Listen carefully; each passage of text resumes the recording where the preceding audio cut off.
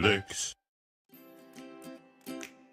Samantha, you noticed a gap in communications between where your enrollment team left off and alumni services picked up your current student communications. Talk about one solution your team came up with the Nutshell newsletter.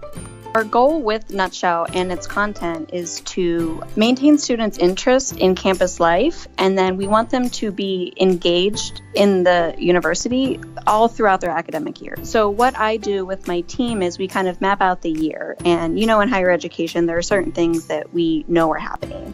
For example, homecoming or when students can register for class, and we try to think of more creative ways to support those messages. For example, last semester when it was nearing time for students to register for classes, we pulled together a list of the coolest classes that are going on at Temple.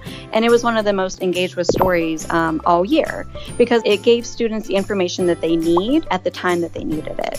What I consider to be a huge win is that not only are campus admins coming up to you and your team and asking for their content to be included in Nutshell, but you have students doing that as well because they really believe the newsletter is one of the best ways to reach their peers. How do you control content governance, what you choose to include and not, and how do you communicate those decisions back?